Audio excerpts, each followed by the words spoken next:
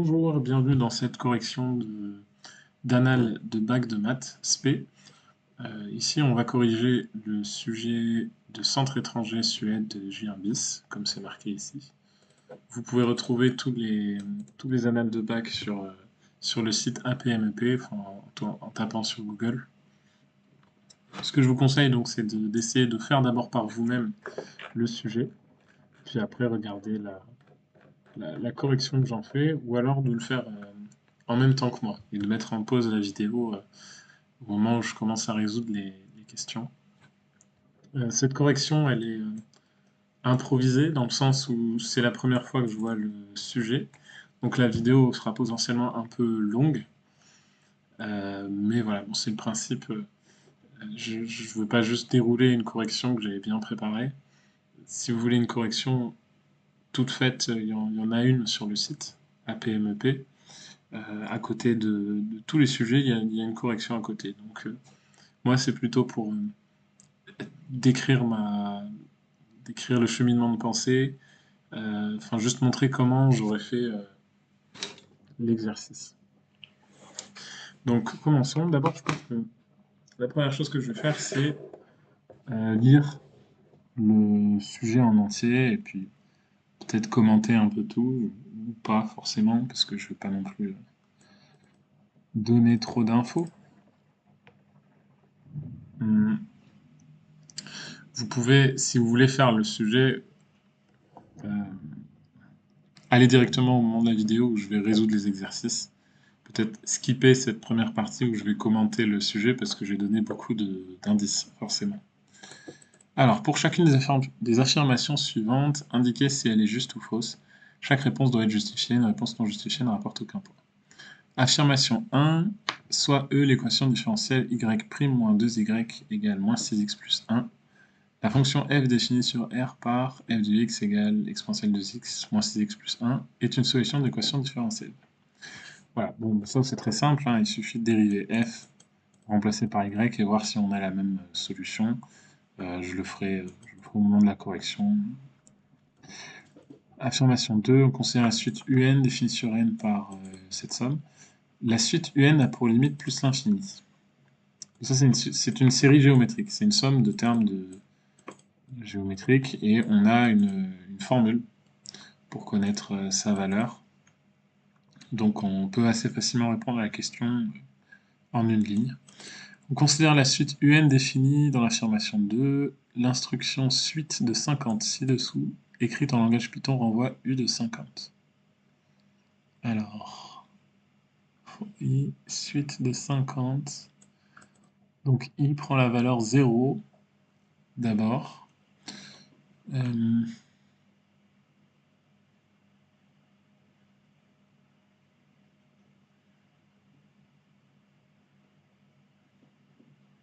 Bon, ça me paraît bon. Après, il faut voir si suite de 50, ça renvoie pas u de 49 ou u de 50. Bon, je verrai plus tard. Soit 1 réel et f la définition sur 0 plus infini.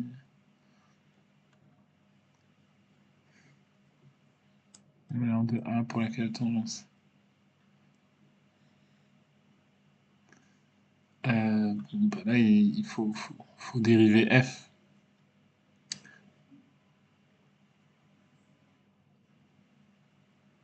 Au point d'abscisse 1. Il faut dériver f.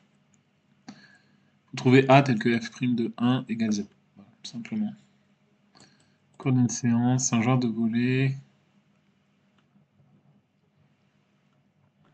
Bon, ici, du coup, on a des probabilités. Déterminer la probabilité de z.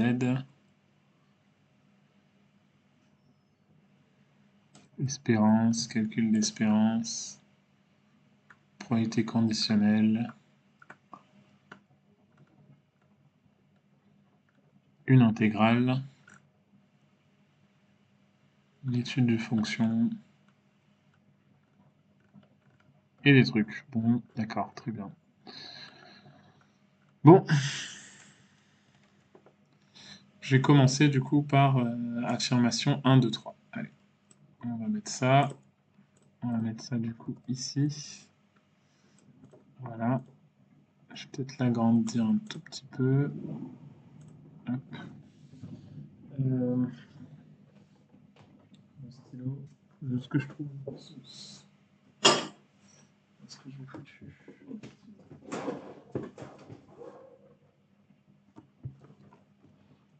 Ah. Il est là. Alors, affirmation 1, donc affirmation 1, bah, on calcule f' de x. Hein. Exponentielle 2x, ça va nous donner 2 exponentielles 2x. Le 2, il sort. C'est une dérivée d'une composée, moins 6. Donc ensuite, on a f' moins 2f, c'est égal à quoi? À 2 exponentielle 2x, moins 6, moins 2 fois exponentielle 2x, moins 6x, plus 1. Et ça, c'est égal à 2 exponentielle 2x, moins 6, moins 2 exponentielle 2x, plus 12x, moins 2. Ces deux termes s'annulent. On a donc 12x moins 8. Et pas moins 6, pas moins 6x plus 2. Bon. Donc non, c'est faux. Faux. Ça, c'est différent de moins 6x plus 1. Là, il faut faire attention à ne pas essayer de la rendre juste, l'affirmation. C'est un peu l'erreur qu'on pourrait faire. Ici, bon, c'est une série géométrique. Et ce qu'il faut retenir, donc, c'est cette formule-là. La formule pour une série géométrique, c'est 1 plus q carré plus jusqu'à q puissance n, c'est égal à 1 moins q puissance n plus 1 sur 1 moins q. Okay. Comment on voit ça? Bon. Soit on l'apprend, soit on peut le redémontrer. Ça fois 1 moins q, ça fait toute cette somme-là, moins q fois toute cette somme-là. Ça va faire toute cette somme-là, moins q carré, moins jusqu'à moins q puissance n, moins q puissance n plus 1. Et donc il y a tous ces termes-là, q, moins q, plus q carré, moins q carré, qui vont s'annuler jusqu'à q puissance n. Et tout ce qui nous reste, c'est 1 moins q puissance n plus 1. Et ici, en divisant par 1 moins q, on a donc que cette somme, là, est égale à 1 moins q puissance n plus 1 sur 1 moins q. Ok. Donc, on va utiliser cette formule. Est-ce que peut-être je peux la déplacer? C'est la première fois que j'utilise ce logiciel. Donc, je vais essayer de le faire. Ça, j'imagine. Tac. Ah, trop bien. Ok. C'est égal à ça. Et donc, ça c'est égal à un. Et donc, limite, quand n tend vers plus l'infini, de un égale 1 sur 1 moins 3 quarts. Et pas plus l'infini. On peut juste dire que un, c'est la somme des termes d'une suite géométrique. Et comme la raison de la suite géométrique, c'est 3 quarts, la raison est entre moins 1 et 1 strictement. Et donc ça suffit à dire que la somme des termes converge. On a donc voilà, UN est une suite géométrique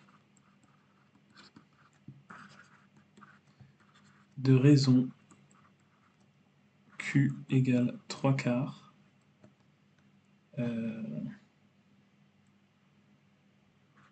dans l'intervalle moins 1, 1. Donc sa somme des termes converge.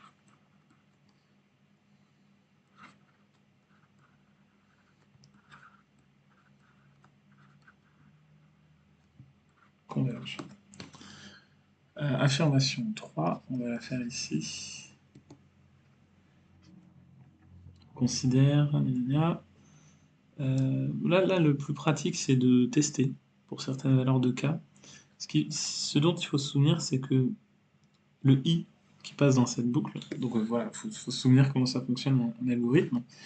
Ici, d'abord, si par exemple on regarde suite de k égale 5, suite de 5, on a d'abord s égale 0, et ensuite for i in range k, ça veut dire que i va prendre la valeur 0, puis 1, puis 2, puis 3, jusqu'à k-1.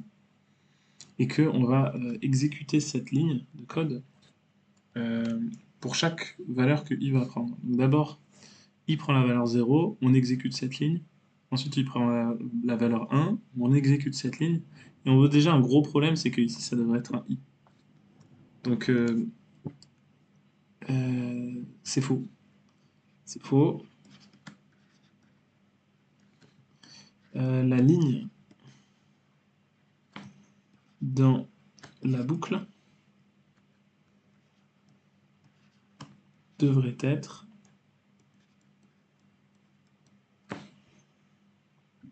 S égale S plus 3 quarts. Donc, du coup, étoile, étoile, on peut écrire I. Voilà, c'est une erreur. C'est une erreur de la personne qui a codé, ça arrive. Mais voilà, il faut le dire. Affirmation 4. Affirmation 4. Ok. Soit 1 est réel et f la fonction définie sur 0 plus infini par f de x égale a ln de x moins 2x. Soit c la courbe représentative de la fonction. Ok.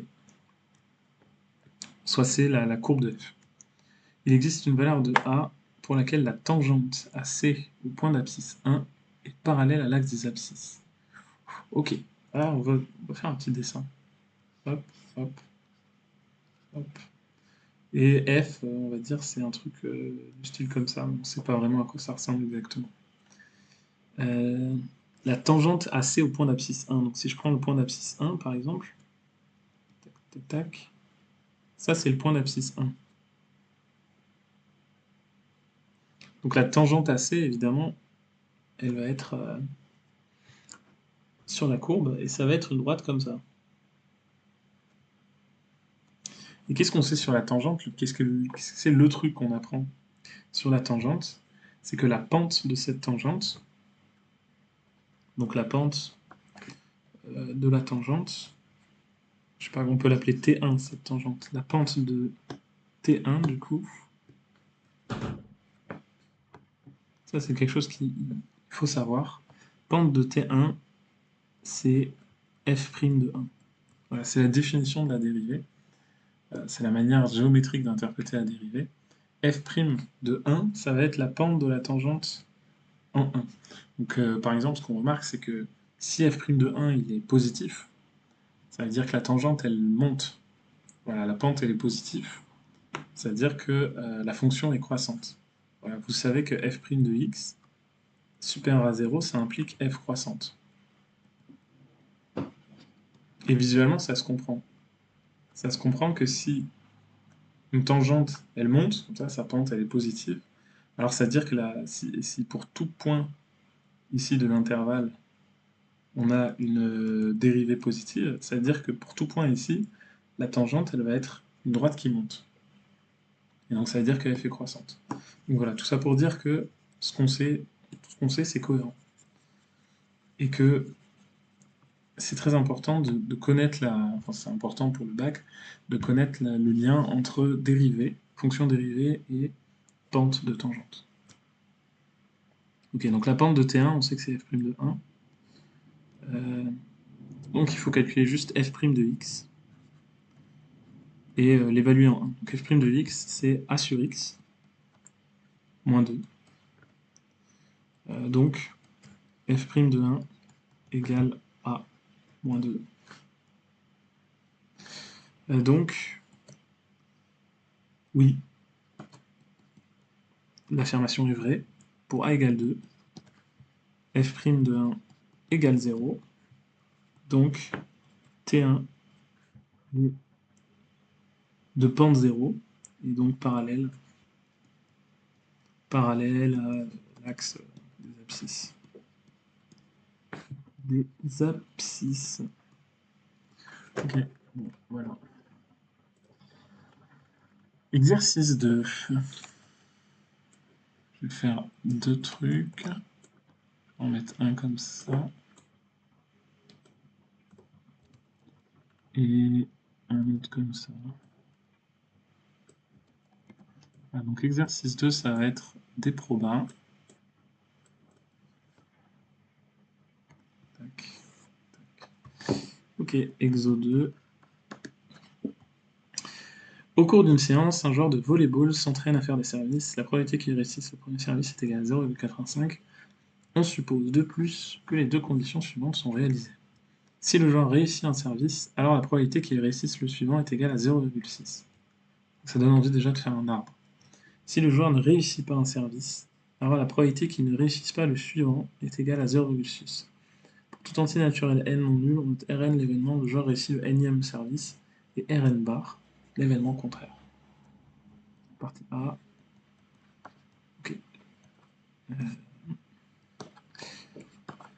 Représenter la situation par un arbre. Bon, voilà. Je m'y attendais.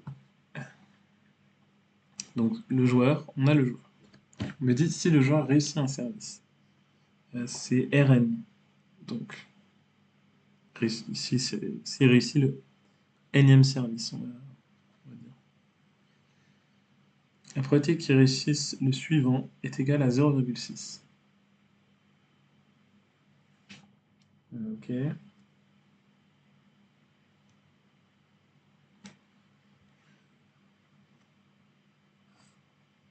Donc ça c'est 0,6. Ça c'est 0,4. Ça c'est Rn bar. Ça c'est 0,4. Et ça c'est 0,6. Voilà, on pourrait se dire que... Alors Rn c'est un événement. Donc là on va plutôt mettre P de Rn. Voilà, c'est plus clair. Comme ça on met des probabilités sur les chemins, on met pas des événements. Bon, on pourrait se dire qu'il y a un problème avec cet arbre, il n'y a pas tous les services qu'il y a avant.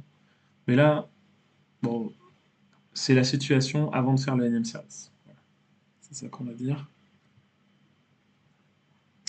Et voilà, là, je pense que j'ai... Là, on peut mettre Rn bar, peut-être. Ici, Rn. Ici, Rn plus 1. Rn plus 1 bar. Rn plus 1. Et Rn plus 1 bar. Comme ça, voilà. Il y a les probabilités sur les chemins et il y a les événements en question sur les feuilles de l'arbre. Ok. 2. Démontrer que la probabilité de l'événement R2 est égale à 0,57. Donc alors, R1 c'est le premier service. Donc on a P de R2. Ah, on s'intéresse aux deux premiers services. Je suis un idiot. Donc là c'est R1. On va pas mettre P de R1, on va mettre... Hop. C'est pas Rn plus 1 ici. Donc on garde ces probabilités que j'ai mises sur le deuxième. Et on va mettre R2 bar, R2, R2, R2 bar, R1, R1 bar. Le premier service, la réussite, c'est 0,85 et du coup, c'est 0,15. Ok, bon, P de R2. Ici, du coup, ce qu'on va utiliser, c'est, si on veut vraiment bien justifier, et on veut vraiment bien justifier, c'est la formule de probabilité totale. Donc ici, par la formule des probas totales, on a que la probabilité de R2, c'est égal à la probabilité de R1 inter R2 plus la probabilité de R1 bar inter R2. Et celle-ci se calcule grâce à l'arbre par des produits. R1 inter R2, ça veut dire il y a R1 qui arrive, puis il y a R2 qui arrive. Ça veut dire que c'est 0,85 fois 0,6. R1 bar inter R2, ça veut dire que c'est d'abord R1 bar qui arrive, et ensuite c'est R2 qui arrive. Donc ça va être 0,15 fois 0,4. Voilà, et quand on a une succession d'événements, la probabilité que la succession d'événements arrive, c'est le produit de ces événements. Bon, c'est pas très rigoureux, mais on peut retenir ça. Ok, je vais taper le calcul sur Google. J'ai pas de calculatrice là, 0,85 fois 0,6 plus 0,15 fois 0,4. Ça fait 0,57. Ok, bon, très bien. 3. Question 3. Sachant que le joueur a réussi le deuxième service, calcule la probabilité qu'il ait raté le premier. D'accord. Il a réussi le deuxième service. Donc là, on cherche. Donc là, déjà, bon, c'est pas évident ce qu'on cherche. Il faut exprimer ce qu'on cherche. On cherche la probabilité qu'il ait réussi le deuxième service. Donc R2, sachant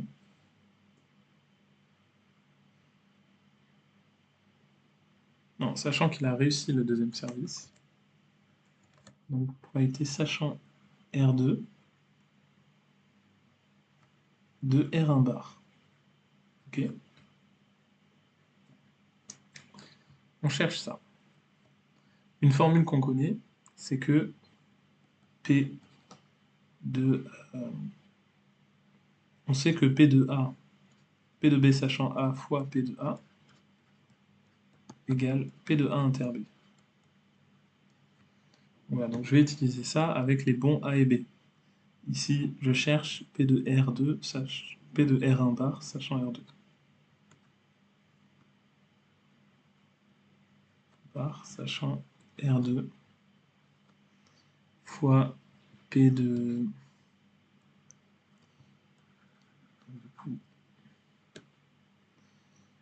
P de R2 égale P de R1 bar inter R2. Ok. Et donc, je vais un petit peu scroll. Donc,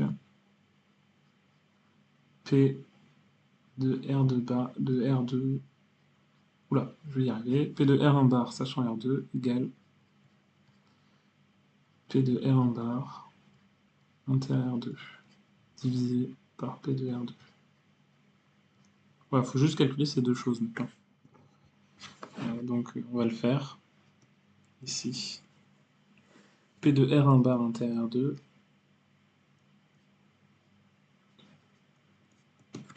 c'est égal à R1 bar inter R2 0,15 fois 0,4, ça fait 0,06.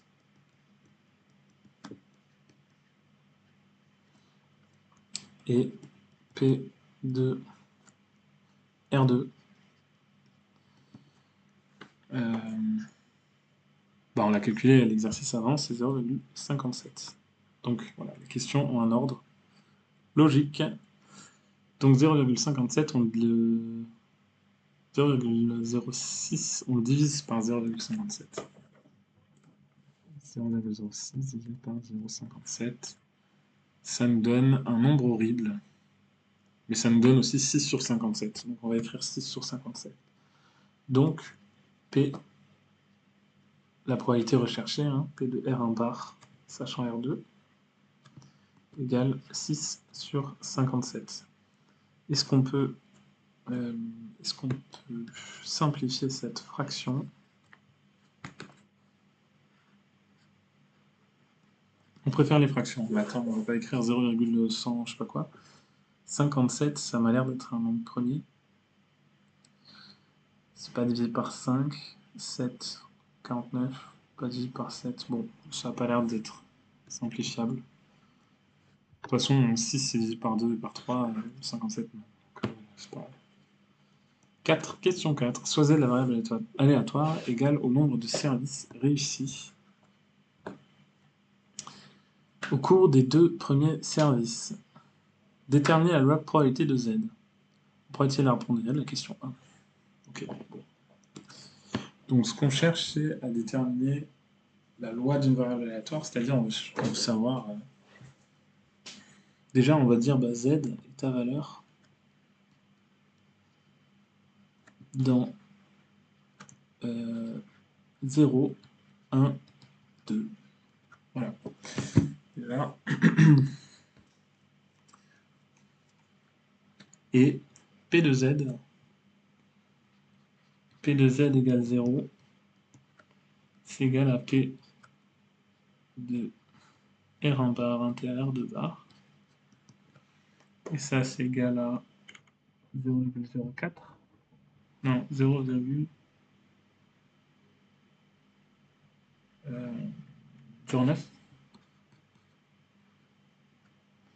P de z égale à 1. C'est égal à P de R1 bar inter R2 plus P de R1 inter R2 bar. C'est égal à tac tac plus tac tac. Donc 0,85 fois 0,4 plus 0,15 fois 0,4. Oh, c'est magnifique. Enfin, c'est magnifique. On factorise par 0,4 et ça nous donne 0,4 fois 1. Donc ça nous donne 0,4. Et donc, P de z égale à 2. Pas besoin de faire le calcul. C'est égal à 0,51. Ouais. On peut vérifier par le calcul qu'on trouverait ça.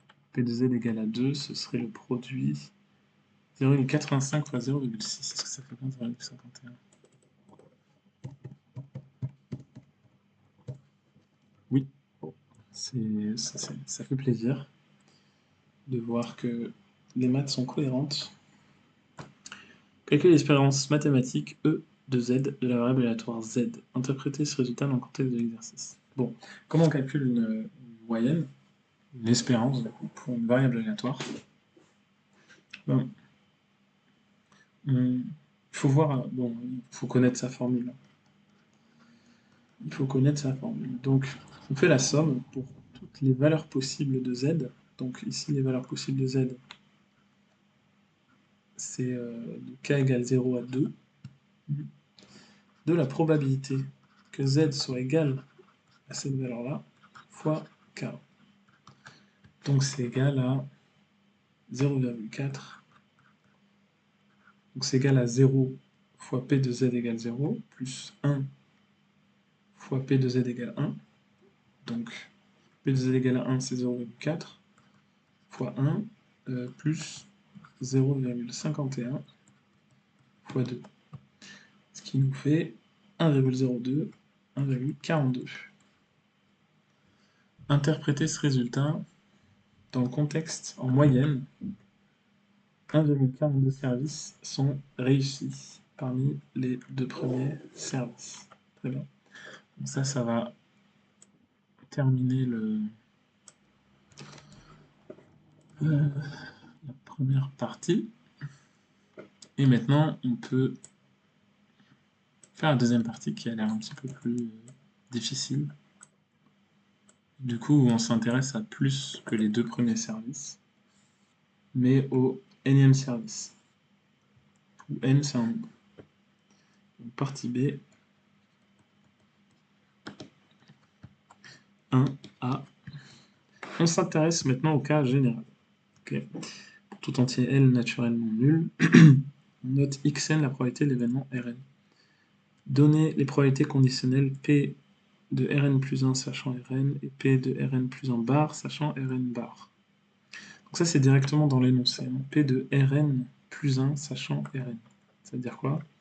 Si le joueur réussit un service, la probabilité qu'il réussisse le suivant est égale à 0,6. Voilà, c'est ça. Si la probabilité, sachant qu'il réussit le service n, la probabilité qu'il réussisse le service n plus 1, sachant qu'il ait réussi le service n. Bon, c'est 0,6 d'après cette phrase. Pareil pour l'autre. Donc c'est 0,6.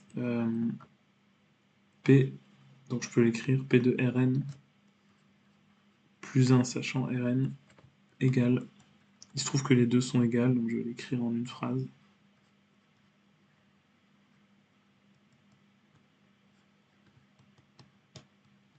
Enfin, une égalité. Il n'y a aucun lien entre... Enfin, bon, c'est arbitraire le fait qu'il y ait une égalité ici, mais... Bref. Montrer que pour tout entier naturel non nul n, on a xn plus 1 égale 0,2... C'est quoi xn plus 0,4.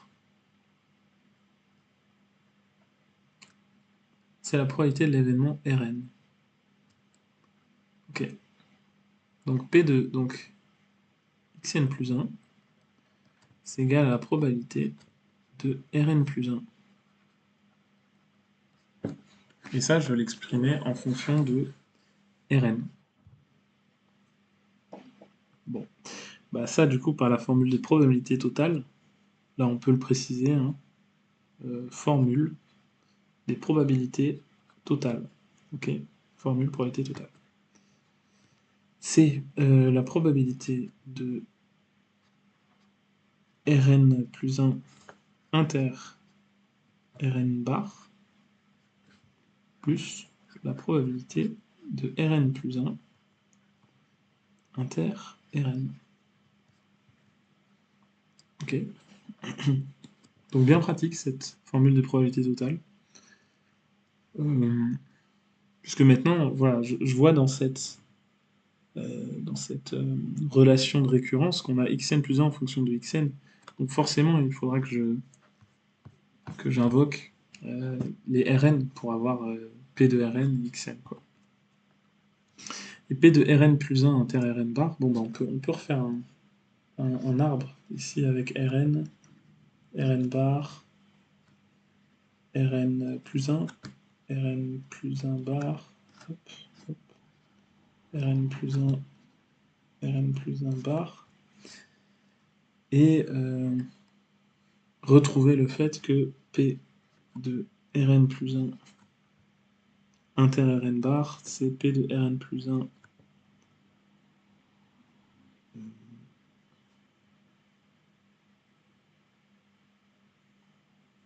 P de Rn plus 1 sachant Rn bar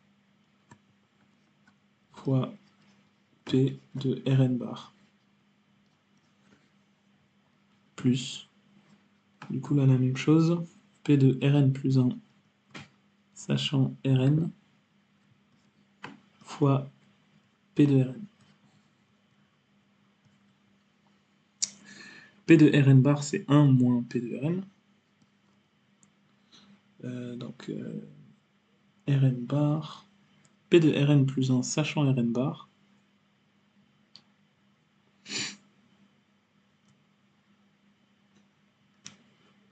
Bon, ça c'est assez simple, hein. Rn plus 1 sachant Rn bar. C'est quoi cette probabilité sur l'arbre? Où est-ce qu'on la voit? C'est celle-là. C'est celle-là. Et celle-là, c'est une donnée de l'exercice que c'est 0,6. Donc celle-là, je sais que c'est 0,4. Donc ici, ça, c'est 0,4. Ça, c'est 1 moins P de Rn. Donc c'est Xn. Donc ça fait 0,4 Xn. Plus. Donc le plus, on va le mettre là-bas. Plus. P de Rn plus 1 sachant Rn. Donc ça, c'est 0,6 d'après l'énoncé. Ça correspond à cette branche. Fois P de Rn. Et P de Rn, c'est Xn. Ok. Donc on a 0,4 fois 1 moins 2x. Je fais une erreur là. 0,4 fois donc 1 moins P de Rn, c'est 1 moins Xn, bien sûr. Je suis allé un petit peu vite. Oups, des moches ce Xn. Xn fois 1 moins Xn. Voilà, et ça c'est égal à 0,4 moins 0,4 Xn plus 0,6 Xn, ce qui est égal à 0,4 plus 0,2 Xn. Et c'est ce qu'on cherchait. Youpi! Ouais, c'est bien. Marrant. Première question un petit peu longue. Soit soit UN défini pour toute entier naturelle n non nulle par UN égale xn moins 0,5. Donc voilà, donc, ça c'est classique. On a une suite ici qui n'est ni arithmétique ni géométrique. Vous voyez. Pour passer d'un terme au suivant, on ne multiplie pas par un nombre, on n'additionne pas un nombre. Mais elle est arithmético-géométrique. Parce que pour passer de xn plus 1, de xn pardon, à xn plus 1, on prend xn, on multiplie par un nombre et on rajoute quelque chose. Ouais, deux raisons en quelque sorte. Et on va montrer que UN c'est une suite géométrique. Hein. Okay, montrer que UN est une suite géométrique. Bon, on calcule UN plus 1 pour ça. UN plus 1 c'est quoi? C'est xn plus 1 moins 0,5. Comment on va montrer que UN c'est une suite géométrique? On va montrer que UN plus 1 c'est un certain nombre, c'est Q fois UN. Où Q, il va falloir trouver quel nombre c'est. Il faut montrer que. Une manière qu'on pourrait faire, c'est de montrer que UN plus 1 divisé par UN, c'est toujours le même nombre. Bon, le problème de ça, c'est qu'il faut justifier que UN est non nul, et on n'a pas trop envie. Donc je vais juste écrire UN plus 1, et j'essaie de trouver Q fois UN.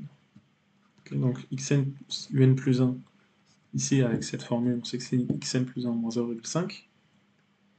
Xn plus 1, avec cette formule, on va le remplacer, donc on a 0,2 xn plus 0,4 moins 0,5. Okay. Ici on a deux nombres, on va les soustraire. Donc on a 0,2 xn moins 0,1 pardon. Et qu'est-ce qu'on veut? On veut retrouver UN. Donc ça, ce serait quoi par rapport à UN? Ça là, c'est combien de fois UN? UN c'est xn moins 0,5. Donc ça là, si je le multiplie par 0,2, comme ça, est-ce que je retrouve ce qu'il y a là? Bah, la réponse c'est oui. Donc je suis super content. Voilà, je suis allé un petit peu vite, hein, mais bon, vous avez compris. Ici, on peut factoriser par 0,2 et on obtient 0,2 fois xn. Donc ça m'assure que lorsque je développe, j'obtiens ce terme-là. Mais après, il me faut obtenir ce terme-là. Donc 0,2 fois combien est égal à 0,1? La réponse, c'est 0,5. Il faut le diviser par 2. C'est 0,2 pour obtenir 0,1. Donc je multiplie par 0,5. Et magie, qu'est-ce que c'est ça? C'est UN. Donc ça fait 0,2 fois UN. On est content. Voilà, donc on a montré UN plus 1, c'est égal à 0,2 fois UN. C'est-à-dire que UN, donc, UN est une suite géométrique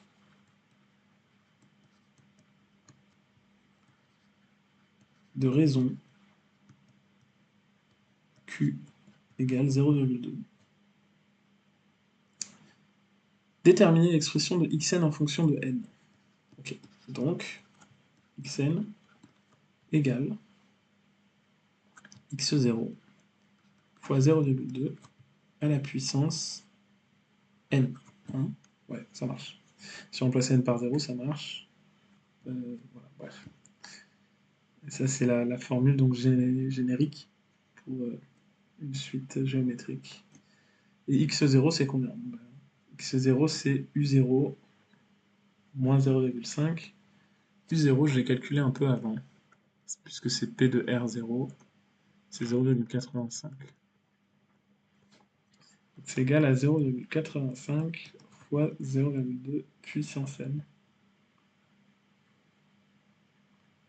On va dire la limite de la suite UN.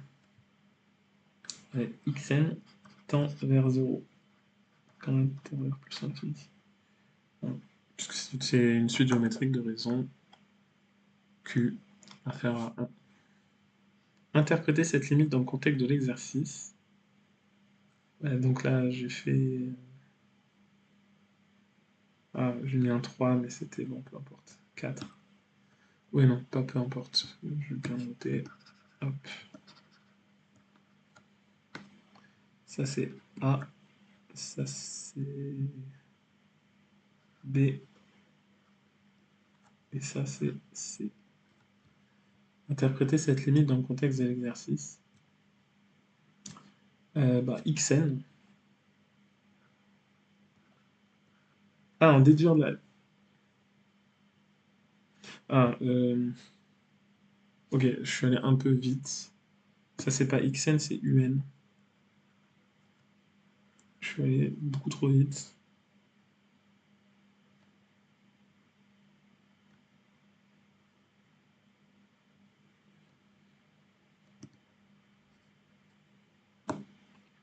Donc Un égale U0 fois 0,2 puissance n. Et U0, c'est pas 0,85. U0, c'est 0,35.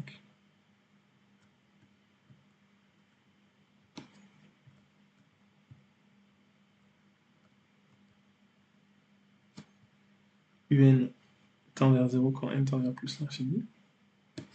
Mais plus précisément, Xn, du coup, Xn, qui est égal à 0,5 plus Un, égale 0,5 plus 0,35 fois 0,2 puissance n. Donc, Xn tend vers 0,5 quand n tend vers plus l'infini.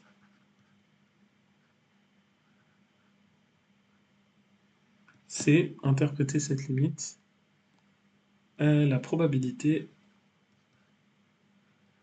de réussir un service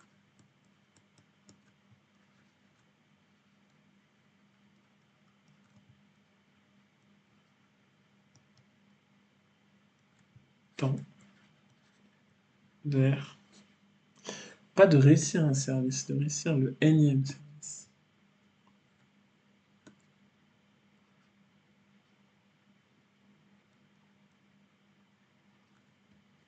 Tend vers 0,5.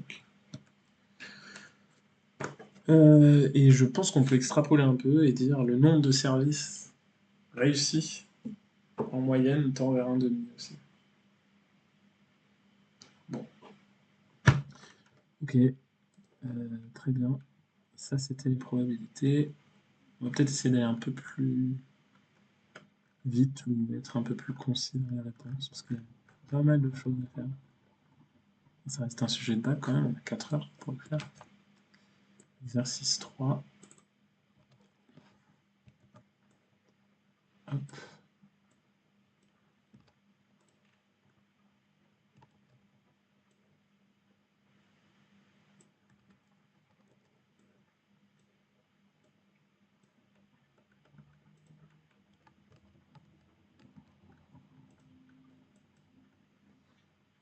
Ok, on scroll.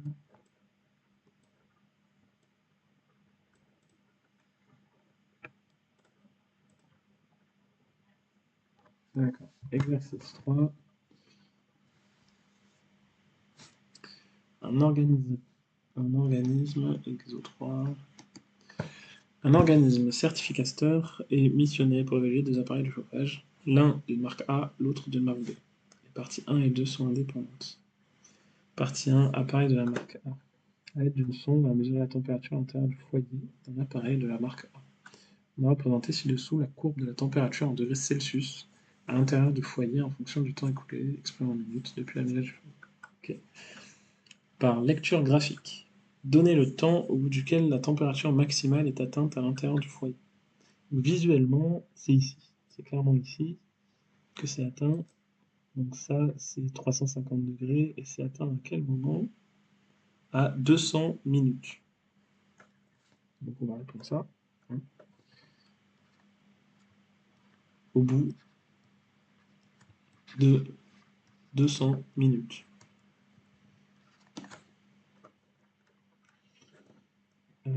Donner une valeur approchée en minutes de la durée pendant laquelle la température à l'intérieur du foyer dépasse 300 degrés. Ok, donc 300 degrés, c'est cette ligne-là. Je vais effacer ce truc. Et pendant tout ce temps-là, à peu près Donc pendant à peu près 200 minutes. C'est vraiment très proche. Pendant à peu près... Donc on va dire là que c'est trois quarts du chemin entre 300 et 350. Donc on va dire que c'est à 340. Donc c'est à 240 minutes. Et pendant environ, on va le rapprocher. Donc pendant environ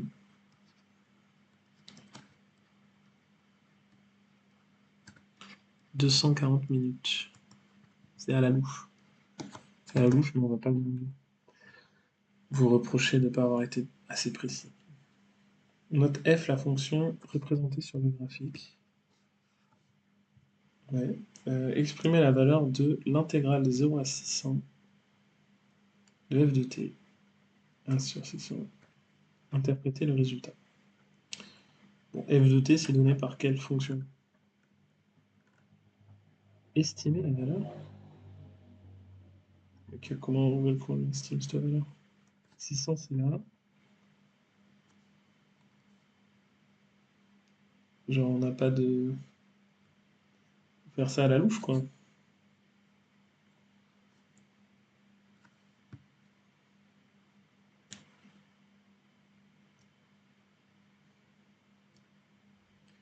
Ok, bon. Ce que je propose, c'est de séparer cette courbe en ce qui s'apparente à un rectangle et un triangle. Voilà. Pourquoi pas. Et on va dire que l'aire sous la courbe entre 0 et 600, c'est à peu près l'aire de ce rectangle plus l'aire de ce triangle.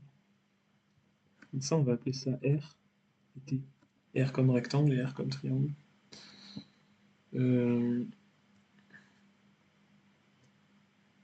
Ok. Oui, ça ne va pas être trop compliqué. Donc on peut approximer.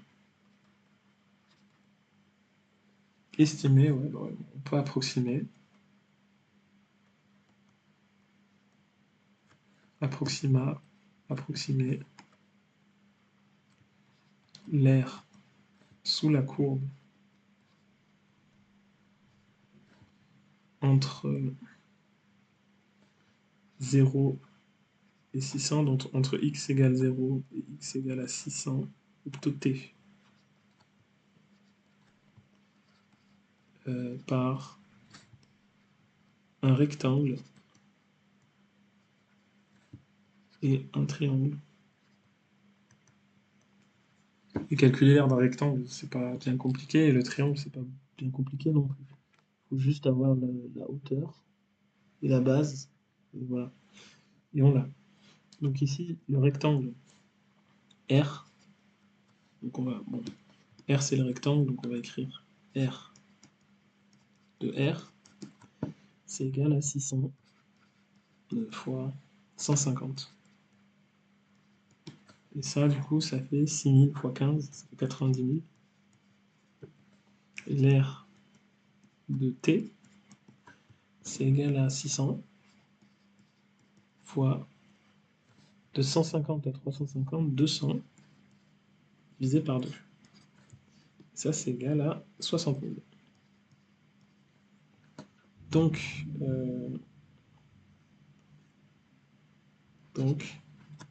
1 sur 600 fois l'intégrale de 0 à 600 de f de t dt est à peu près égal à 90 000 plus 60 000, ça fait 150 000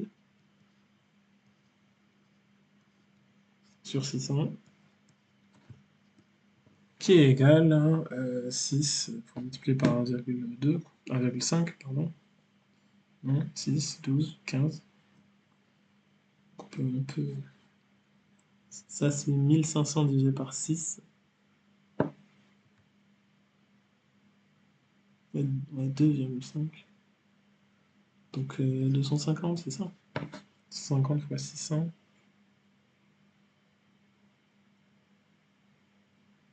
Je vérifie. 1500 divisé par 6.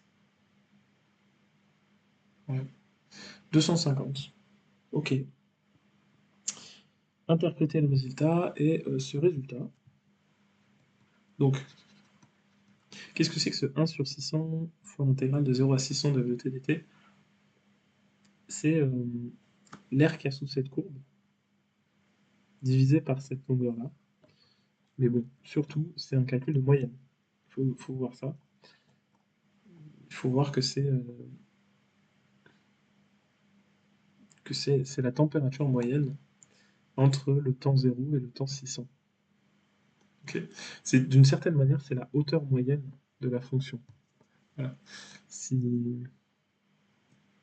la fonction elle était constante, égale à une certaine valeur, l'intégrale de 1 sur 600, l'intégrale de 0 à 600 de f de t, ce serait 600 fois cette constante, et divisé par 600, ce serait cette constante. Bon, ici c'est quelque chose qui varie, et quand on prend l'intégrale de 0 à 600, ça donne l'air qu'il y a sous la courbe. Si on divise par 600, on a la hauteur moyenne, on va dire. Voilà, c'est ce rectangle-là, pardon, ce rectangle-là, donc ici, là, ce rectangle-là, il a la même aire que la courbe. Donc ce rectangle-là, ça correspondrait à une température constante. Et ils auraient la même température moyenne. Bref, ce résultat correspond à la température moyenne. Voilà, il faut se rappeler que ça, l'intégrale de 1 sur t fois l'intégrale de 0 à t de 1 sur t fois f de t dt, ça c'est la formule de la moyenne d'une fonction.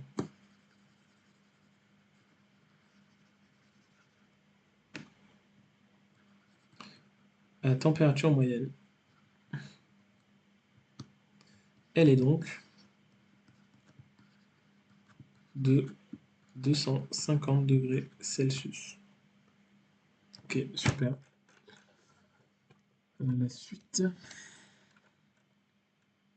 Partie 2, puis évaluation, machin. Ok, on va faire que la partie 2. Et après celle-là.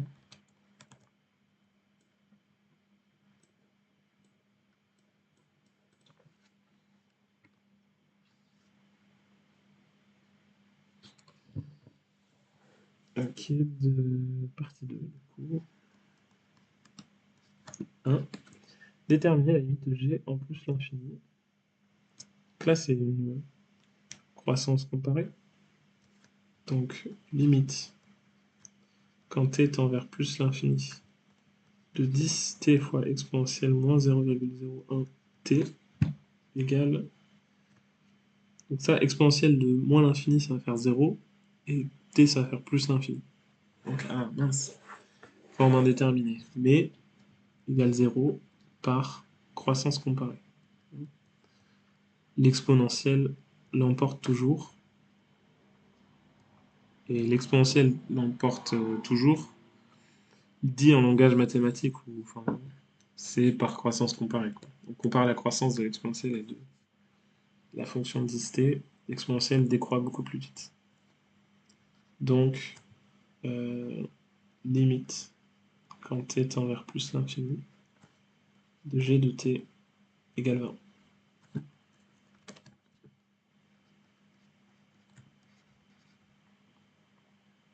De à montrer que pour tout t dans 0 plus l'infini, g' de t égale ça.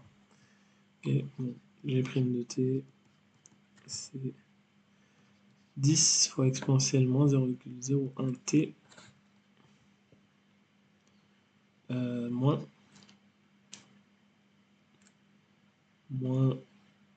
0,1 exponentielle moins 0,01t. Et c'est égal du coup à, voilà, ce qu'ils disent, quoi. 0,1t plus 10 en factorisant par ce truc-là qui est en commun.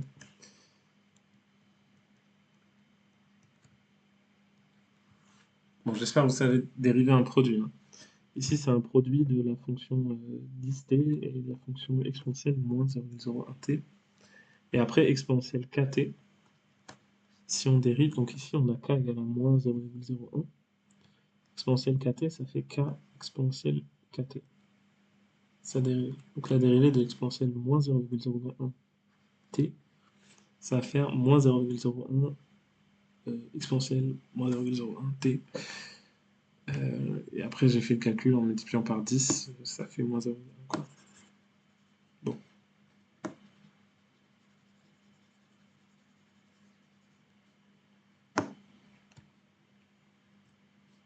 B. Utiliser les variations de la fonction g et construire son tableau de variation. Ok. Bon, pour ça, il faut chercher quand est-ce que g' est positif, quand est-ce que c'est négatif. Il faut faire le tableau de signes de g'. Donc ce qui est pratique, c'est que ça là, c'est une exponentielle de quelque chose, c'est toujours positif. Donc il faut faire vraiment le tableau de signes de cette chose-là. Et ça, c'est d10 moins 0,1t. Donc quand est-ce que c'est égal à 0? Quand t est égal à 100. Et c'est une droite décroissante, donc ça ressemble à ça. Et pour t égale à 100, voilà, c'est égal à 0. Et donc avant, ça va être positif, et après, ça va être négatif. Donc on va avoir t, 0, 100, plus l'infini, g',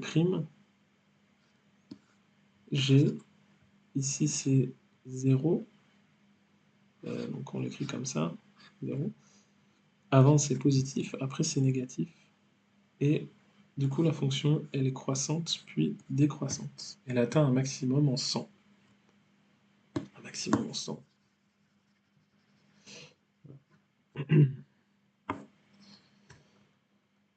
Démontrer que l'équation g de t égale 300 admet exactement deux solutions distinctes, donc probablement une là et une là, quoi. Sur 0 plus l'infini, en donner les valeurs approchées à l'unité. Ok. Ah. Bon, pour ça, il faut la calculatrice. J'ai un petit peu la flemme. Je pense que vous savez comment faire. Il faut faire par encadrement ou leur faire un tableau pour mes prochaines corrections. J'aurai peut-être une application pour utiliser une calculatrice. Mais si on calcule, donc du coup, on fait un calcul de limite. La limite, donc on veut compléter ce tableau. On fait un calcul de limite. On a limite quand t tend vers 0 de g de t. Ça tend vers 20. Donc ici c'est 20. Il suffit de remplacer t par 0 ici. Limite quand t tend vers... En fait, il n'y a même pas besoin de calculer de limite, je suis un peu con. Ça c'est G0. Ce 20 là c'est G0, c'est pas limite. Donc je vais écrire G0.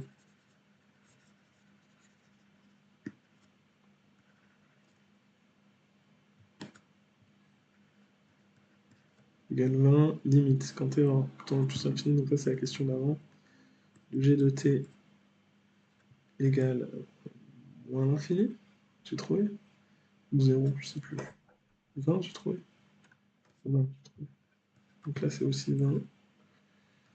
G de 100, c'est égal à 1000 exponentielle moins 1. 1000 sur E, 20 plus 1000 sur E. Ok. 20 plus 1000 sur E, on espère que c'est plus grand que...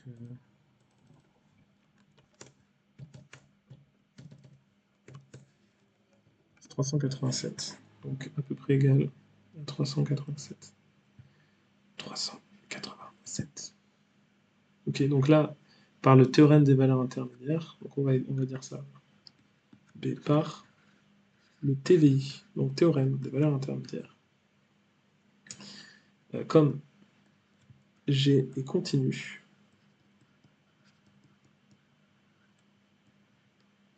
G de X égale 300 admet une solution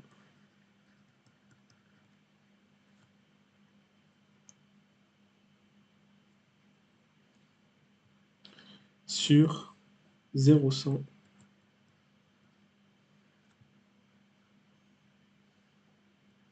et une autre sur 100 plus l'infini. De plus, ces solutions sont uniques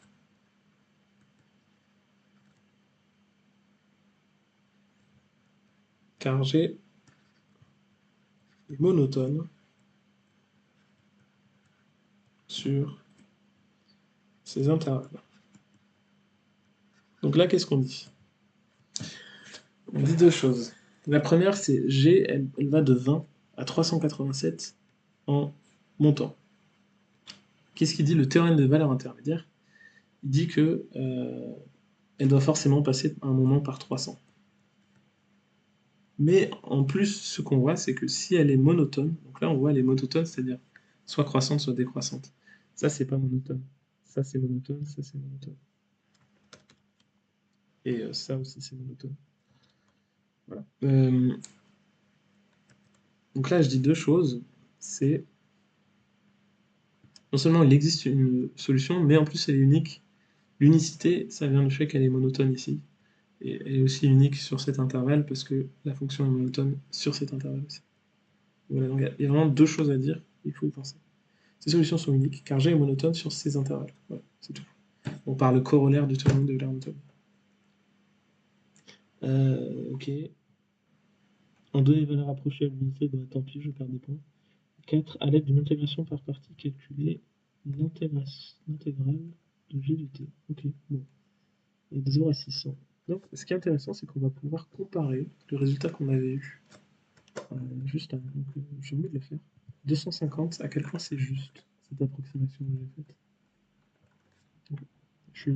J'aime bien. Je suis content. G de T, dt. C'est l'intégrale de 0 à 600 de exponentielle, donc c'est dt exponentielle moins 0,01t.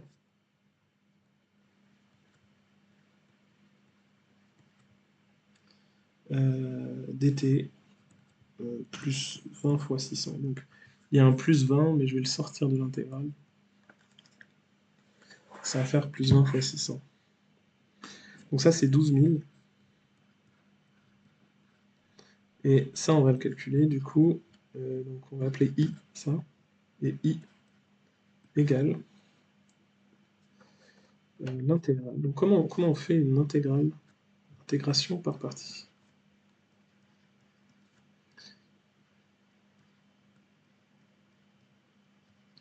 On se rappelle de la formule de l'intégration par partie. L'intégrale de u'v égale uv moins l'intégrale de uv'. Voilà, et pourquoi ça s'appelle une intégration par partie? Parce que c'est dans le cas où on a un produit de deux fonctions, donc là c'est le cas, on a un produit de deux fonctions. Il y en a une qu'on va appeler u', l'autre qu'on va appeler v, et u' se transforme en u. C'est-à-dire que là, de u' à u, qu'est-ce qu'on fait? On intègre. Et il y en a une autre v qu'on va dériver. Voilà, donc c'est magique. Donc ça, c'est très facile à évaluer. C'est juste remplacer des nombres. Et ça, par contre, c'est des choses qui sont difficiles à faire, intégrer une fonction. Donc on transforme une fonction, une intégrale de la forme u'v en une intégrale de la forme uv'. Et ici, qu'est-ce qu'on va vouloir dériver? D'it, forcément. Donc ça va être mon v, et ça va être mon u'. Et là, au brouillon, donc c'est ce que j'ai à droite, c'est mon brouillon, je peux écrire uv, u', uv', compléter. V, ça va être 10t. Donc v'10, u', c'est exponentielle moins 0,01t. Et là, il faut savoir intégrer, du coup, cette fonction. Donc, on sait que quand on dérive, il y a un 0,01 qui va sortir. Donc l'intégration, ça va être le contraire. Ça va être exponentielle moins 0,01t divisé par moins 0,01. Okay. Là, si je prends ça, je peux vérifier assez vite. De manière générale, exponentielle kt, c'est mieux de prendre k au lieu de moins 0,01. K, c'est qu'une seule lettre. Donc ça, si je dérive, le k, il sort, hop, comme ça. Et ça me fait k exponentielle kt sur k. Et donc ça me fait exponentielle kt. Voilà. Donc, okay.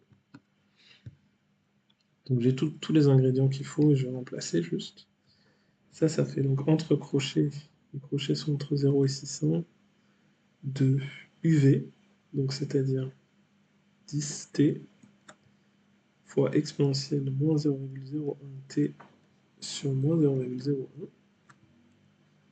moins l'intégrale entre 0 et 600 de V', donc 10, fois U, donc fois exponentielle moins 0,01T sur moins 0,01 dt. Ok. Donc la première chose que je vais faire, c'est je vais écrire ça sur la deuxième ligne. On va évaluer ça. En 0, ce qui est bien, c'est qu'il y a un t ici qui annule tout. Donc il y a juste à évaluer en 600. En 600, ça me fait moins. Donc 10 divisé par 0,01, ça va faire 1000. Moins 1000 fois exponentielle moins 6. Ok. Et là, moins par moins, ça fait plus. Donc plus l'intégrale. Donc ce truc-là, je l'annule en plus, et celui-là aussi. Donc là, on peut faire plus, plus. 1000. Donc entre 0 et 600 de 1000. Exponentielle moins 0,01 t dt égale moins 1000 sur exponentielle 6 plus, je commence à plus avoir beaucoup de place, de, donc là encore une fois, on intègre ça, donc il y a un moins 10 puissance 5, on va écrire, moins 10 puissance 5 exponentielle moins 0,01 t égale du coup moins 1000 sur exponentielle 6 plus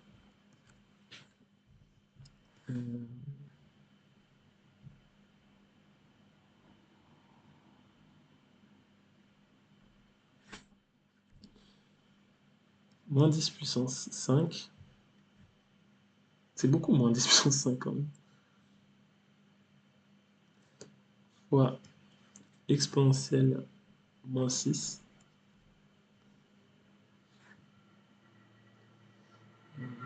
Plus 10 puissance 5.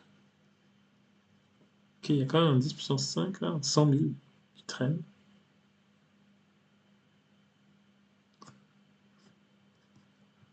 Bon, je commence à fatiguer un peu.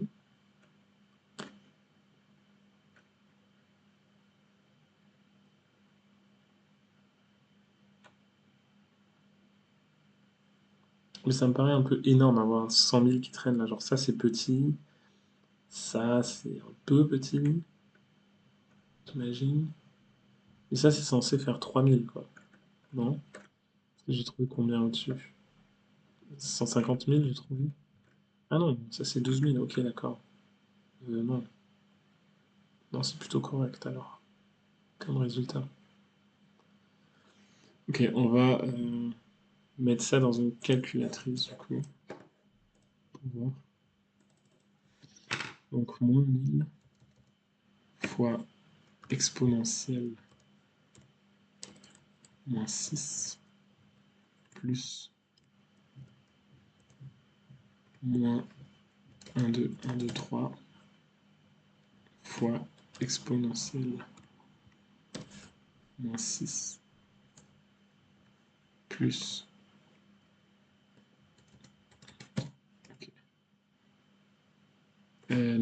99 000, donc à peu près 100 000, quoi, 99 750. Voilà, c'est une toute petite approximation que je fais. Ok. On trouve à peu près 100 000. Et si on rajoute ça, les les 12 000 qu'on trouve là, ça fait 112 000. Donc, l'intégrale de 0 à 600 de g de t dt est à peu près égale, c'est i plus 12 000. Donc, 111 750.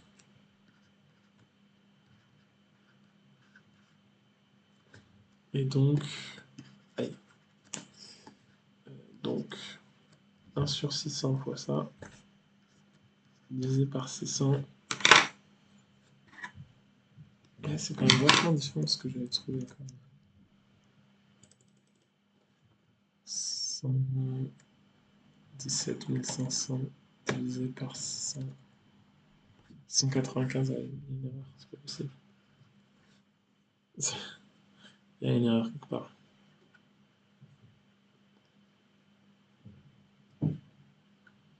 Je sais pas trop. Le 20 fois 600, c'est bon ça. T exponentielle moins 0,01t, on va calculer ça. Ça fait v prime.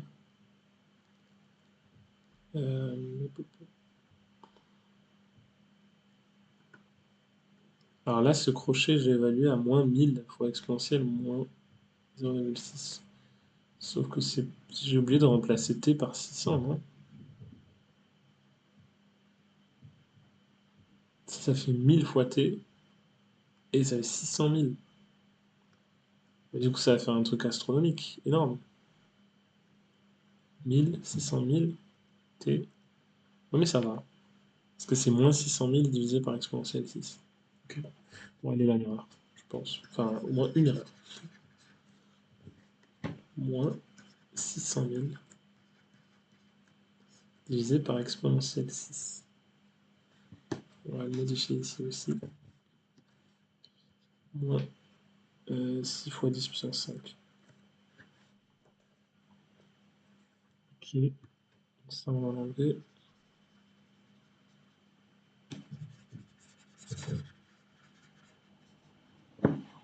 Okay, donc on va factoriser quand même par 10 puissance 5, parce qu'il y a beaucoup de 10 puissance 5. Ça fait 10 puissance 5 fois moins 6 sur exponentielle 6. Moins exponentielle 6 plus 1. Okay. Donc c'est ça que je vais mettre. Du coup, moins 6 sur exponentielle 6. C'est tout petit. Hein.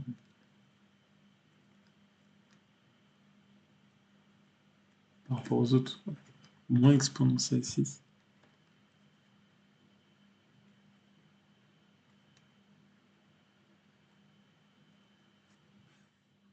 Non, moins exponentielle moins 6. Ici, il y a un moins.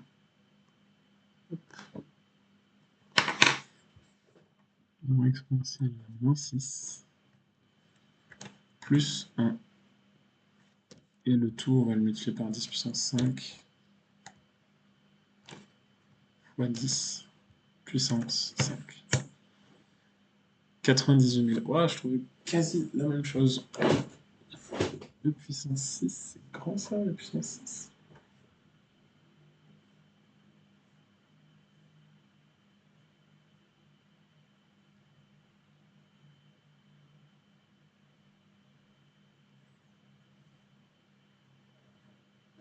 C'est plutôt moins 1.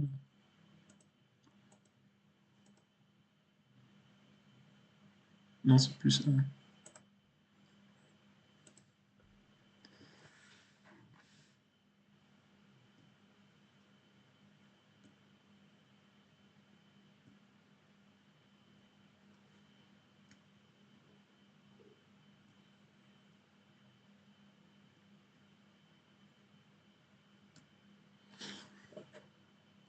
Bon, ouais, bon. Je pense que j'ai fait des erreurs de calcul, mais je suis un peu crevé.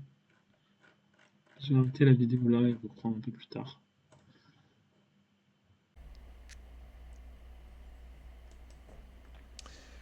Bon, on reprend la correction de ce sujet de bac. J'ai refait le calcul du coup en dehors pour l'intégrale de G de T. On va enlever ce 600 parce que 1 sur 600 n'y est pas, j'ai vu dans l'énoncé. Et j'ai bien trouvé 110 265.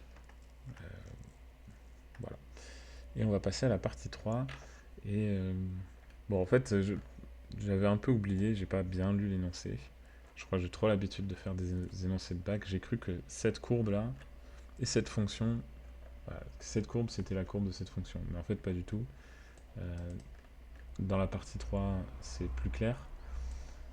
On a deux appareils dans l'exercice. Cette courbe correspond à la température de l'appareil A et la fonction ici correspond à la température de l'appareil B. Ok, donc on va faire cette partie 3. Donc, je vais lire l'énoncé. Pour un appareil de la marque B, la température en degrés Celsius à l'intérieur du foyer T minutes après l'allumage est modélisée sur l'intervalle 0,600 par la fonction G. L'organisme certificateur attribue une étoile par critère validé parmi les 4 suivants.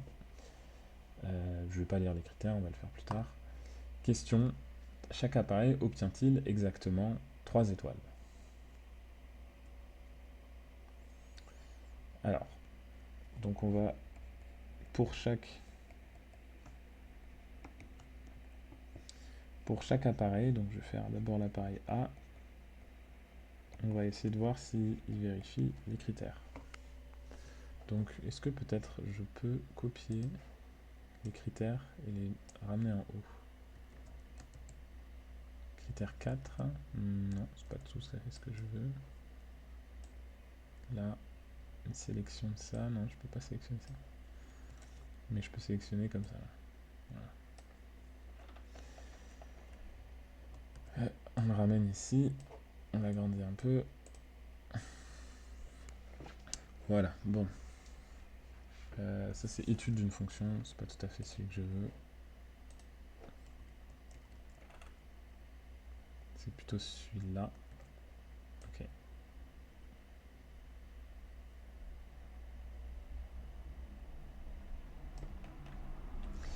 Donc, critère 1, la température maximale est de... Bon, voilà.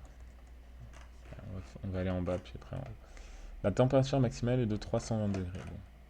On voit que ça va au-dessus de 320 degrés, ça va à 350.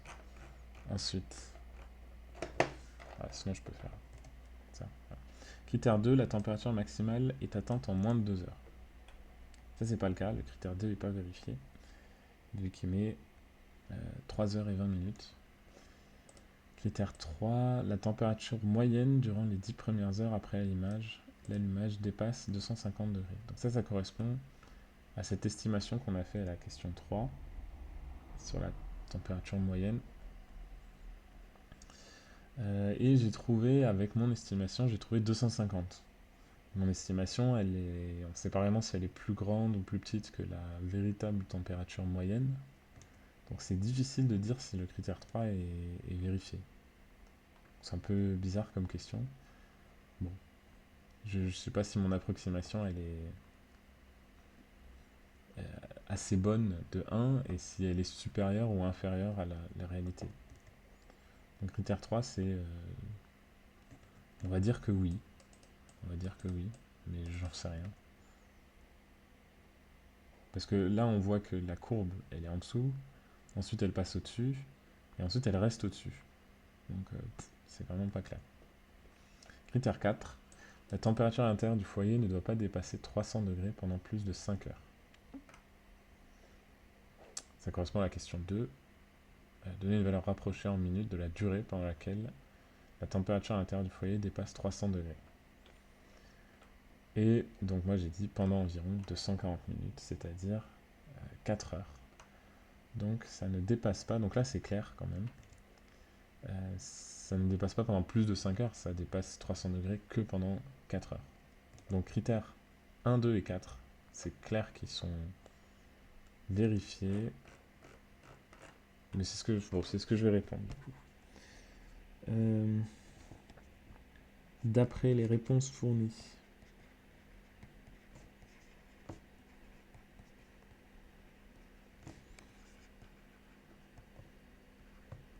En partie 1, il est clair que les critères 1, 2, 4 sont vérifiés.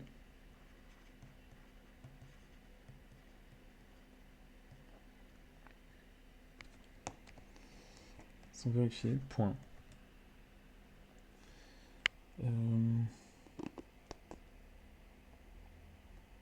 On ne peut pas savoir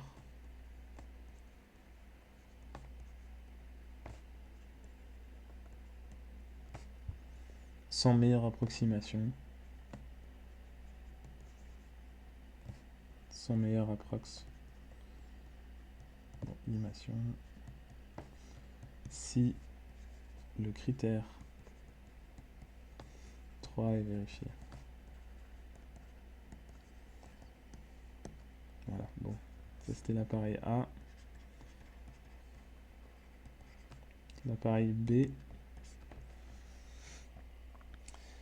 Et donc pour l'appareil B, la température maximale est supérieure à 320 degrés. Donc ici, on a fait un tableau, on a trouvé 387. Donc le critère 1, il est vérifié. En moins de 2 heures, oui.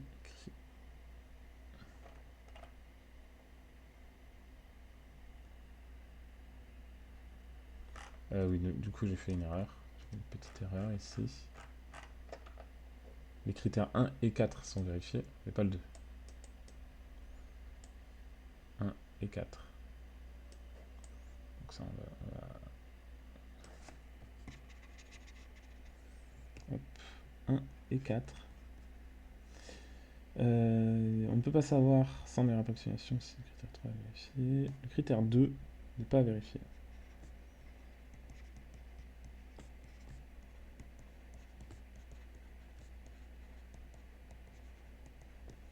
C'est l'appareil. Mais 3 heures, 20 minutes à atteindre sa température max.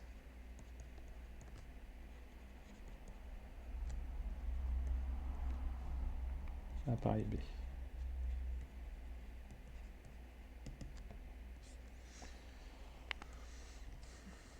Ok, donc pour l'appareil B, du coup, on va vérifier chacun des critères. Donc allez, pourquoi pas faire un petit... enfin, l'écrire au fur et à mesure. Critères 1, 2, 3, 4.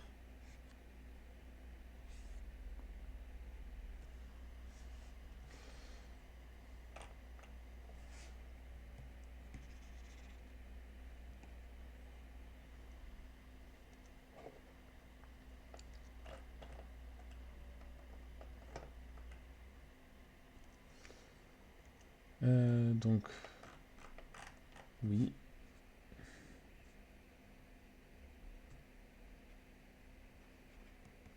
Vérifier car température max de 387 degrés. 2.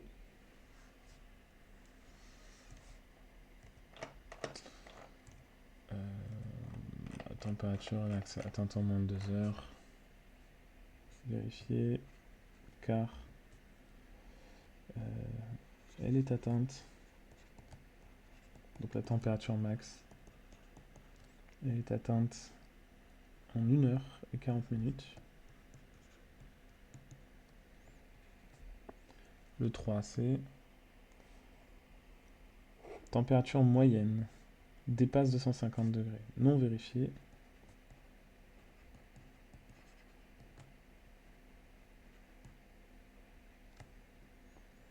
quart.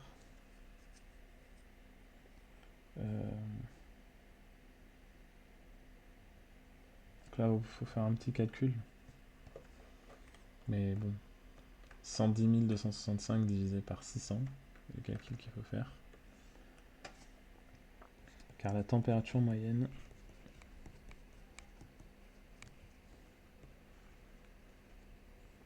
sur les 10 premières heures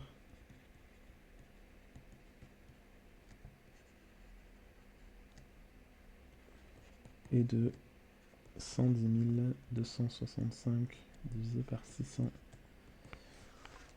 ce qui fait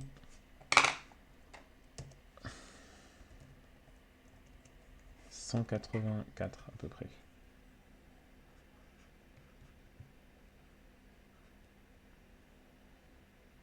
Qui est donc inférieur à 250. Et le 4, donc critère 1, 2, 3, 4. La température ne doit pas dépasser 300 degrés pendant plus de 5 heures.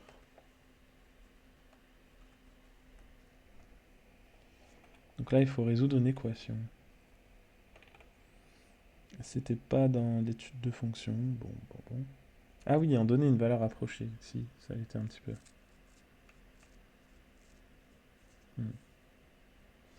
Donc je vais devoir de toute façon résoudre ces équations. Ok, bon.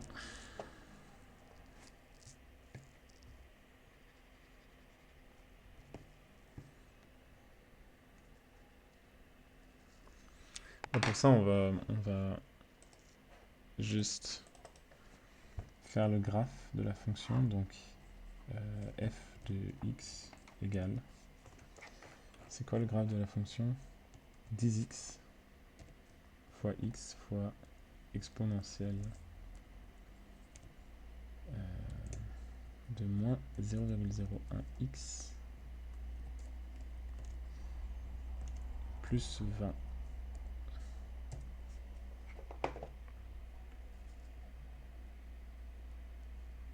F', je m'en fous.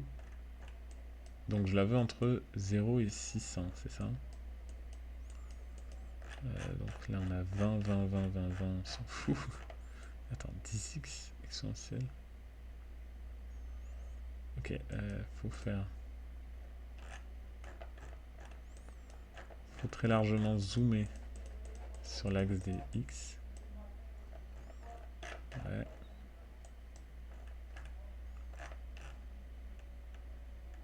« 600, ok. Et sur l'axe des y, il faut dézoomer aussi.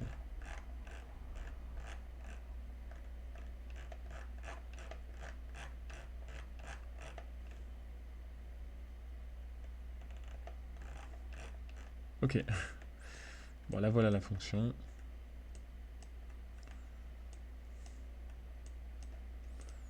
Peut-être qu'on peut mettre aussi g de x égale 300. Plutôt. Ouais, g de x égale 300.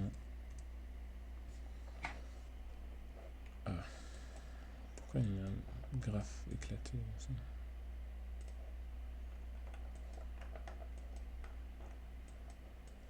Entre 0 et 600.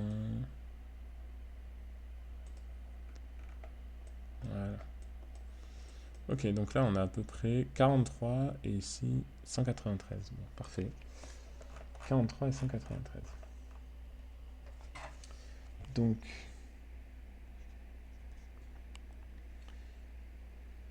euh, 4. Là, l'appareil B dépasse les 300 degrés entre T égale 43 et T égale 193.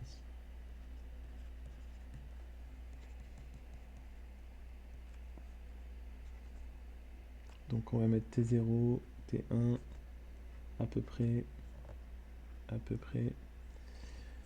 Donc, pendant 150 minutes.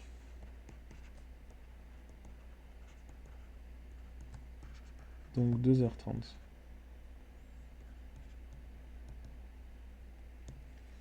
Le critère 4 n'est pas vérifié, c'est ça? C'était 2 heures? Non, c'était 5 heures. Il ne doit pas dépasser. Bon, donc, le critère 4 est vérifié.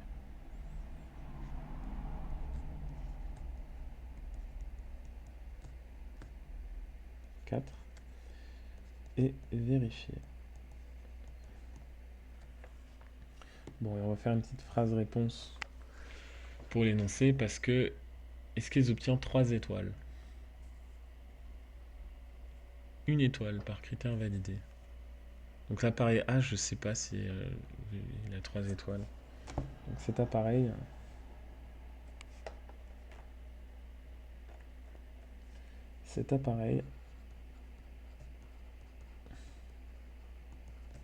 a 2 ou 3 étoiles. Je sais pas. Et l'appareil B, on sait par contre, vérifier, vérifier et vérifier. Donc oui, cet appareil a 3 étoiles. Voilà, donc cet exercice, il défend pas les approximations, parce qu'à cause d'une approximation, on ne peut pas vraiment savoir si l'appareil A a bien 3 étoiles. Par contre, l'appareil B, il n'y a aucune approximation, c'est une fonction mathématique. Et on sait que cet appareil a 3 étoiles. Ok, bon, je vais passer à la suite. De la géométrie dans l'espace. Avec des avions. Ok.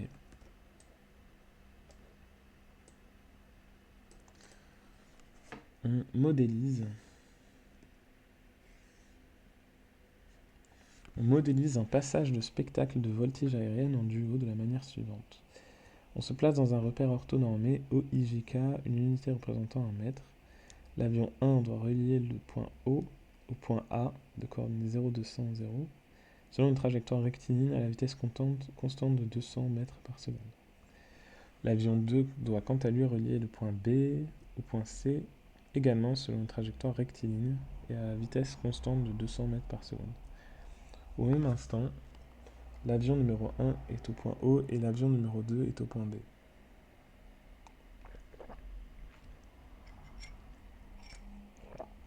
Bon, beaucoup d'infos. On verra un peu plus tard là. Ça c'est Exo 4. Hein.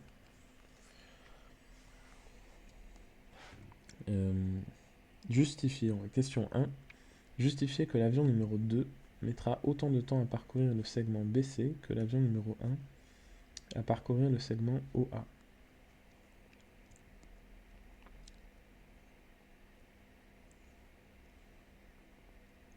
D'accord, donc les deux avions font des trajets différents à la même vitesse. Et ils partent en même temps. D'accord, donc les deux avions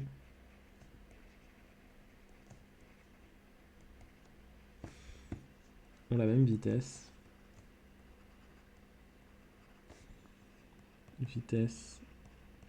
Et partent en même temps.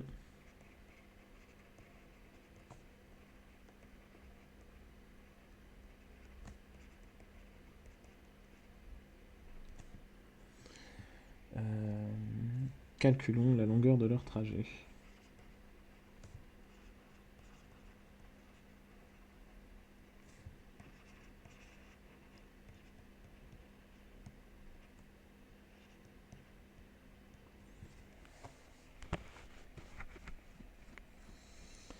Le point O au point A.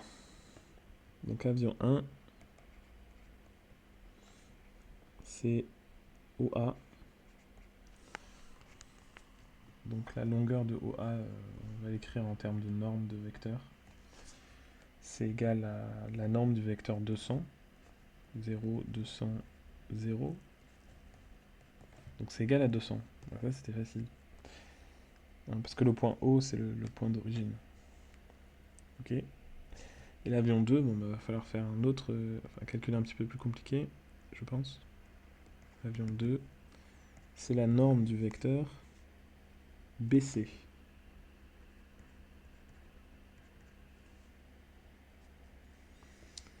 Et BC égale la norme de ce vecteur-là. Hop.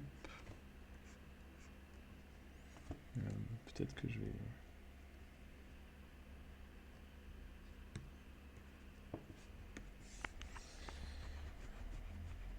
B au point C, donc 87 plus 33, 0. Et moins 116, moins 44. Oh, ça va, ça fait des nombres jolis. Donc ça fait 110, non 120, 0. Et ça, c'est moins 160. Et c'est égal du coup à la racine carrée de 120 au carré plus 160 au carré. Ça, c'est la norme. La norme d'un vecteur. Donc on peut rajouter plus 0 au carré aussi. Mais voilà, ça fait 0. Donc on va calculer ça. Ça, faut connaître par cœur. Je parle vraiment de truc. 40 000, donc ça fait 200. La racine carrée. Ouais, ils sont chiants. Ah, justifier qu'il mettra autant de temps. Bon, bah voilà. Leurs trajets sont de même longueur. Et ils ont la même vitesse. Ils partent en même temps. Ils vont mettre autant de temps. Montrer que les trajectoires des deux avions se coupent. Donc il faut montrer que les segments BC et le segment OA se coupent. Les avions risquent-ils de se percuter lors de ce passage? Voilà.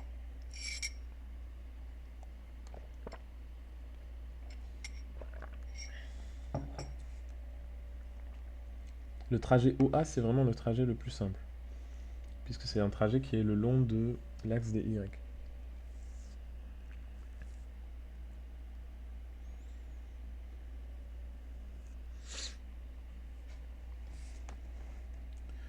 Donc, la droite OA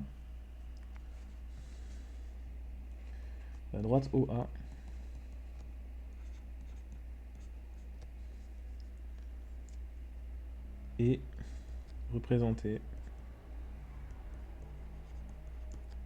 par... C'est l'ensemble des points de coordonnées 0, T, 0. Donc ça, c'est la représentation paramétrique, du coup, pour T appartenant à R. Voilà. Ça, c'est la représentation paramétrique de la droite OA. Et la question, c'est est-ce que BC va, pour une certaine valeur, est-ce qu'il y a un certain point de segment BC dont la première coordonnée est égale à 0 et la troisième coordonnée est égale à 0. Bon bah on va faire la représentation paramétrique de la droite BC, du coup, pour savoir ça. Comment on pourrait faire autrement? On pourrait utiliser la représentation cartésienne d'une droite. Mais en 3D c'est compliqué parce que c'est deux équations, donc c'est pas une bonne idée. C'est plus facile en 3D d'utiliser des représentations paramétriques pour une droite, parce qu'il n'y a qu'un seul paramètre de toute manière pour une droite. Donc déterminons la représentation paramétrique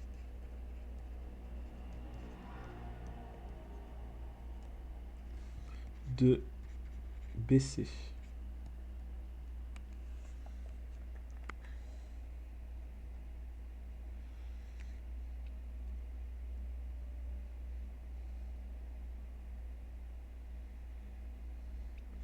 Donc va prendre le point C comme... On prend quel point? Il part de où? Il relie le point B au point C, donc il part de B. Allez, on va prendre B du coup. Donc D...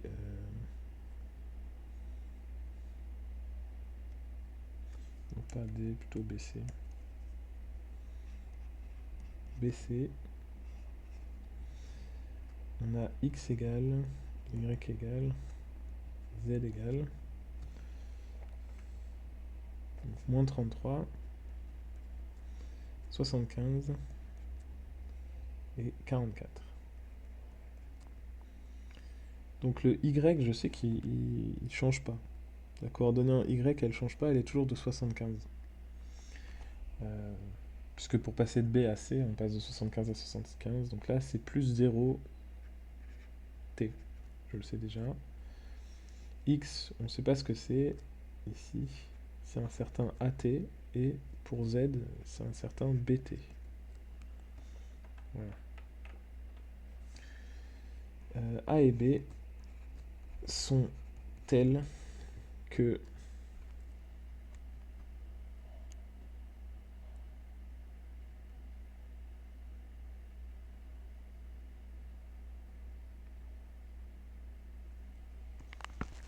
donc plutôt choisissons A et B. Donc A et B, ils vont pas être uniques. Hein. Si je trouve A égale 1, B égale 5 par exemple, A égale 2 et B égale 10, ça marchera aussi. C'est-à-dire si je trouve un A et B qui marche, si je multiplie tous les deux par 2, ils marcheront tout le temps. Donc, cherchons A et B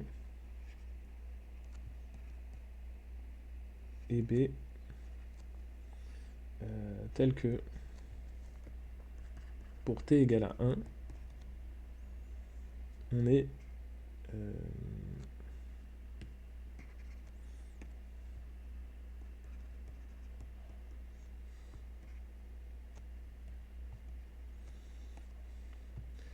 moins 33 plus AT égale, du coup ça c'est XB, non, plutôt moins 33 plus AT égale à XC, donc on mettra ce que c'est, et 44 plus BT égale à ZC, qui sont 87 et moins 116.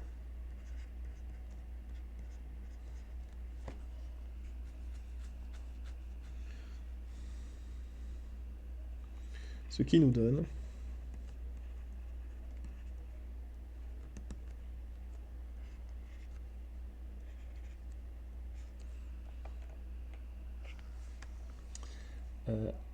moins 33 plus A égale 87, 44 plus B égale moins 116, ce qui est équivalent à A égale 120 et B égale 160. Ce qui sont des jeux de nombres, c'est très bien. Ok. Ouais, j'aurais pu faire vraiment plus simple puisque j'ai calculé le vecteur BC. Ouais, je suis un peu un idiot quand même. La représentation paramétrique de BC, c'est juste B plus T fois BC. C'est ce que je viens de retrouver exactement. D'ailleurs, BC moins 160. Bon, peu importe. Voilà. C'est le genre de choses peut-être que vous allez faire au bac.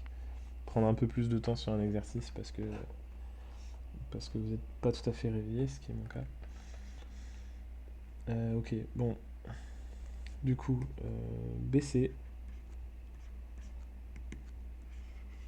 ça va être X égale, Y égale, Z égale 75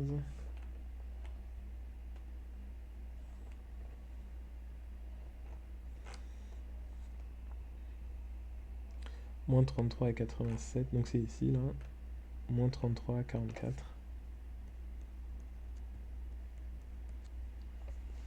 Donc ça c'est bien B. Hein. Plus 120 fois T et moins et moins 160 fois t. Ok.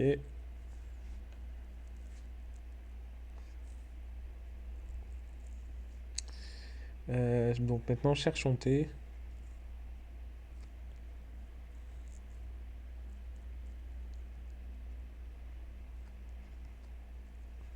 Tel que x égale 0. Donc moins 33 plus 120t égale 0. Ça implique que t égale 33 sur 120.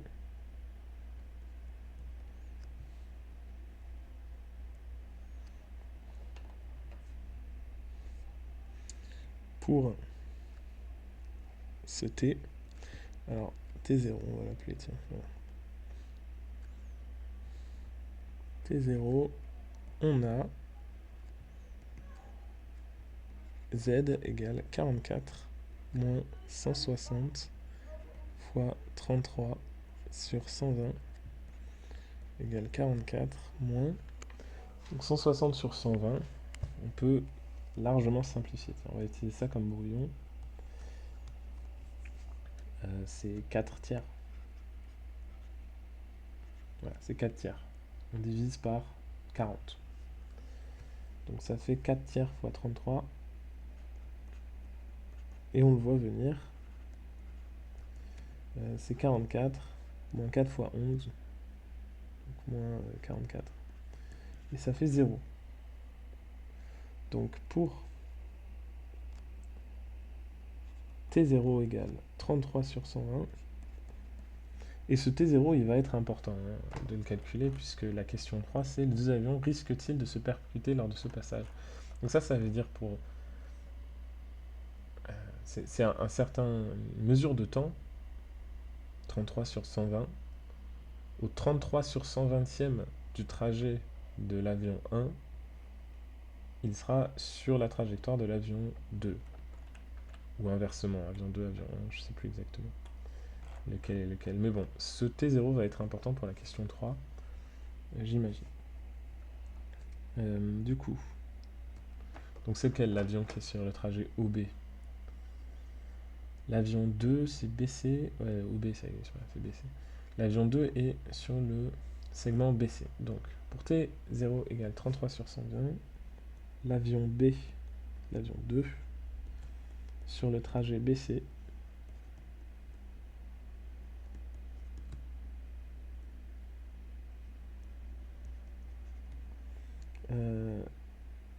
sera au point 0, 75 du coup, c'est ça? 0 qui appartient à OA. Les deux trajectoires se coupent.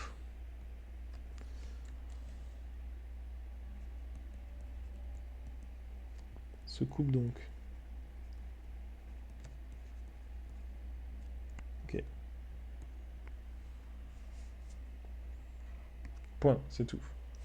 Mais ce T0 égale 33 sur 120, on va le réutiliser, donc j'encadre. Les deux avions risquent-ils de se percuter lors de ce passage? Calculons la position. On sait que l'avion 2 est sur BC, sur OA, seulement à T0 égale 33 sur 120.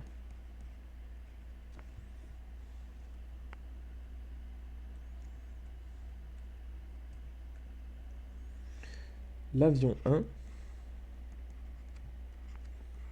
est donc à la position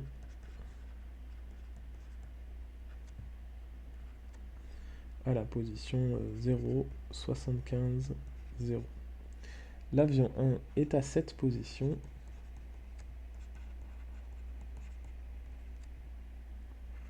à l'instant. À quel instant? Ça, c'est assez simple à calculer.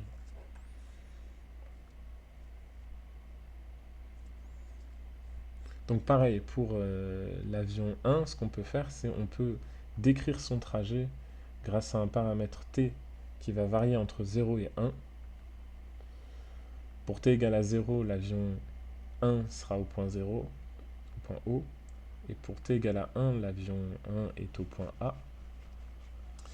Et avec cette paramétrisation, à l'instant T1 égale à 75 sur 200.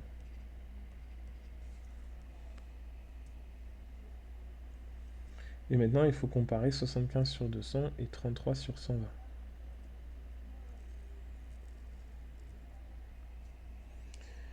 Donc si T1 moins T0 est proche de 0,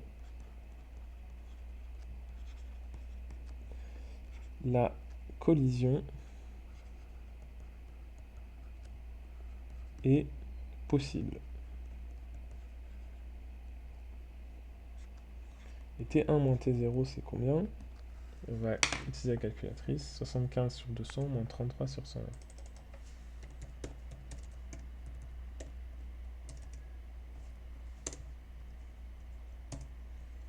0,1. Bon, ça va. T1 moins T0 égale 75 sur 200 moins 33 sur 120 égale, dans ce sens-là, ouais, à 1 dixième. Il n'y a a priori pas de risque.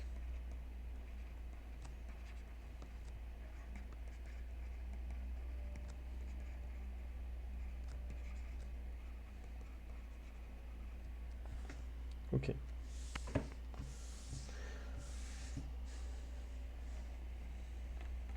Donc ici, il faut bien comprendre ce que j'ai fait. Peut-être j'ai pas été assez clair. Mais pour les deux trajets des avions, on peut paramétriser leur trajet avec un paramètre t qui varie entre 0 et 1, où pour t égale à 0, on a la position initiale de l'avion, et pour t égale à 1, la position finale. C'est ce qu'on a fait pour les deux avions. Et donc pour un certain nombre t entre 0 et 1, on a la position des avions à cet instant t. Bon, voilà.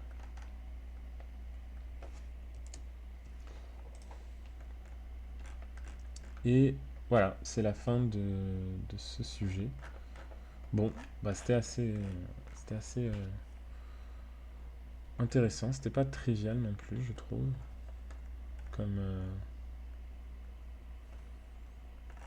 comme sujet. Bon, j'espère que cette vidéo vous a aidé et je vous souhaite une bonne journée.